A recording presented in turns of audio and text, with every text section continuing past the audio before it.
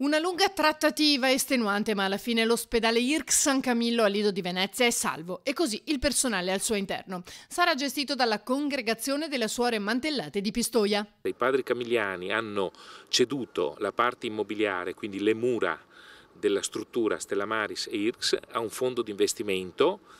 A sua volta hanno inserito in una società, la San Camillo SRL, quella che è la parte gestionale, quindi le attrezzature, il personale, la gestione della struttura. Le Suore Mantellate di Villa Salus le Suore Mantellate di Pistoia hanno acquisito le quote della società che gestisce l'IRCS. Un percorso non semplice, ma con l'obiettivo di salvare una struttura d'eccellenza in campo neuroriabilitativo e non solo. Non tutti sanno l'importanza di questa struttura. Certo, non tutti sanno, come dicevo, l'importanza di questa struttura e le grosse potenzialità che ha questa struttura anche in termini di apparecchiature. Abbiamo apparecchiature radiologiche di tutto rilievo, un 3 Tesla installato. L'operazione, devo dire, è stata estremamente complessa, complicata, è durata troppo. 22 mesi di trattative sono estenuanti, però alla fine ce l'abbiamo fatta. Insomma. Non dimentichiamo che questa è una delle 51 eccellenze sanitarie italiane. Non cambierà nulla, anzi l'obiettivo è quello di sfruttare al meglio le strumentazioni presenti e migliorare ulteriormente il servizio. Noi ci siamo impegnati a rilanciarlo su tutti i fronti, essenzialmente